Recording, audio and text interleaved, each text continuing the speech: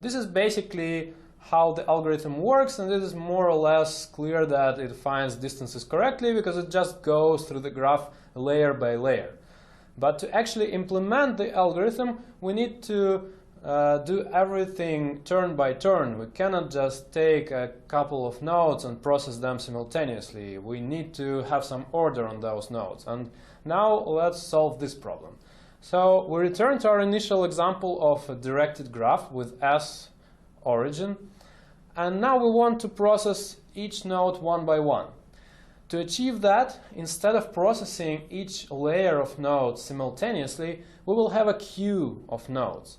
So the nodes will get into that queue and wait for their turn.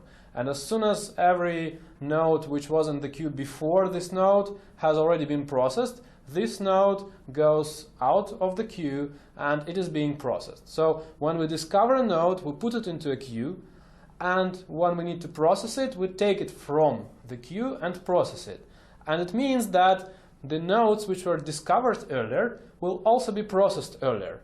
And so in general the order of layers won't change, because first layer 0 node will get into the queue, then all the nodes from layer 1 will get into the queue, and then after they all are processed, we will process nodes of layer 2 which were discovered after nodes of layer 1.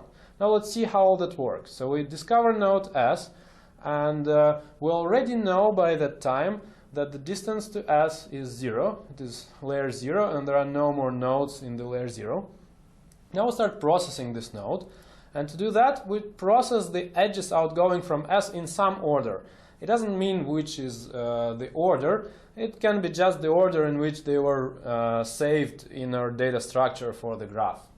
So we traverse first edge and we discover node to the right, and we know that the distance to this node is 1 because this is a layer 1 node.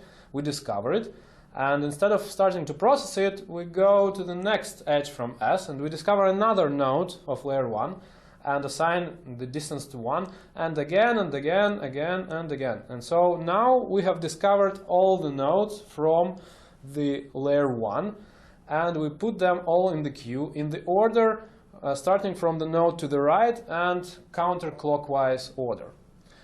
So now we've processed our node S, and we need to process something else. What to process? The node which is the first in the queue, and this is the node to the right from S. So we start processing this node, and we go through the edges from this node in the order they were saved. I don't know that order, so let's see.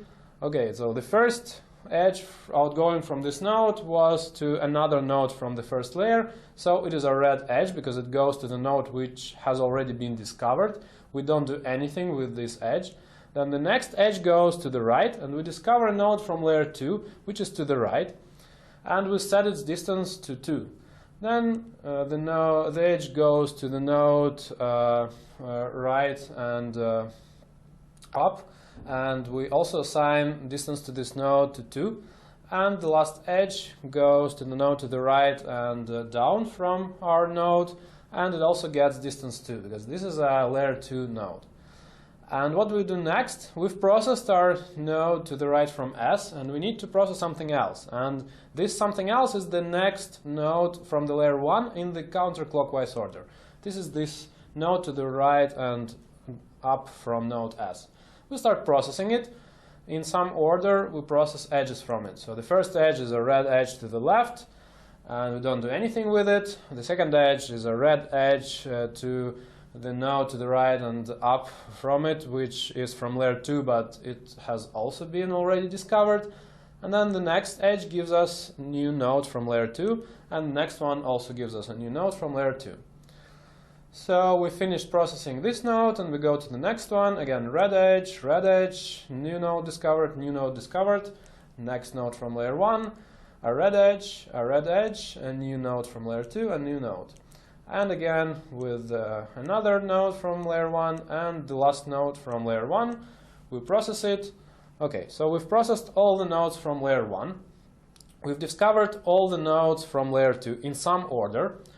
I don't even remember the order of those nodes. It is mostly counterclockwise, but not completely. So let's see in the slides what is the correct order. So the first one to be discovered was the node to the right, and we start processing it, and there is a red edge from it, and another one, and there are no more edges from this node, so we start processing the next one in the counterclockwise order, and there is a red edge from it, and it looks like there are no more edges from it, so we finish processing this node, and then we go to the node to the right and down, and there is a red edge from it, and that's all. And so we go through the nodes in the second layer, and all the edges from them are obviously red because we've discovered everything that connected to S already. So we go and test that all the edges are red, and now we've finished.